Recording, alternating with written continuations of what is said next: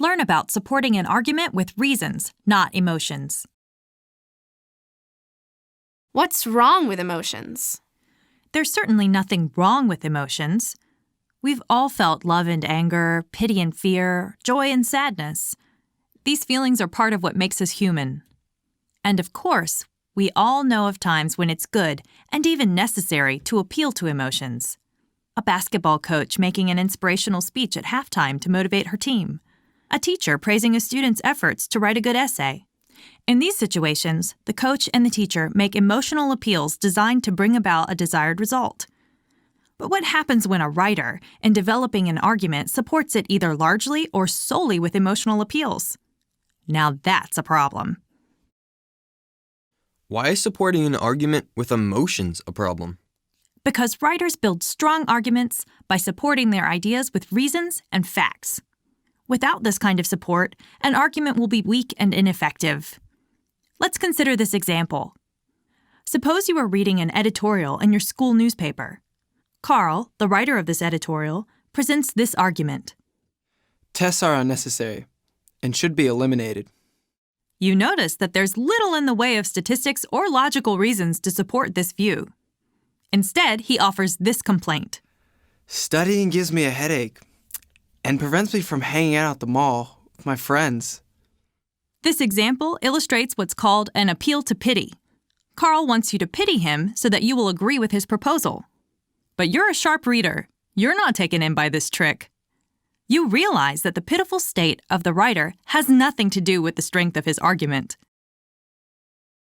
So are there other types of tricks that I should be on the lookout for? Absolutely.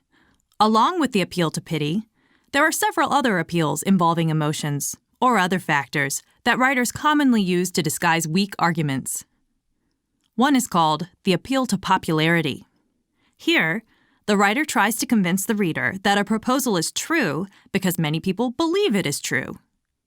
For instance, Carl has proposed that tests should be eliminated, so he might support that argument with this claim. It must be a good idea because all my friends think it's a good idea. In fact, all the popular students agree that's the right thing to do. Of course, it's important to remember that the number or kind of people who agree with the argument has nothing to do with whether it's true. What about the other appeals you mentioned? Let's talk about two that are actually similar to one another. The appeal to force and the appeal to consequences. With the appeal to force, Carl argues that you should agree with his proposal or you'll be in trouble. He wants you to agree that tests should go, so he might support the argument like this. Make no mistake about it. Anyone who opposes my idea will no longer have any friends at school. Now, with the appeal to consequences, the arguer points out the unpleasant effect of having a particular belief in order to show that this belief is wrong. If you think that students should continue to take tests, you know you will eventually fail some and maybe even fail your grade. Now, you wouldn't want that, would you? In both of these examples, Carl wants to threaten you into backing his proposal. But the threat, of course, has nothing to do with whether the idea is a good one. So in these examples, the writer should instead provide reasons or facts to support his idea, right? Right. And in the absence of such support, writers will appeal to readers in clever but unreasonable ways. Sometimes they will hide the emotion within a single word. Let me explain. What if Carl says this? Reasonable people understand that tests are useless and should be dropped. Reasonable people? That one word is meant to influence you, to make you agree with his idea. No one wants to be thought of as unreasonable. So he hopes that you will agree with him precisely because you are one of the reasonable people he's referring to. Or at least you should be.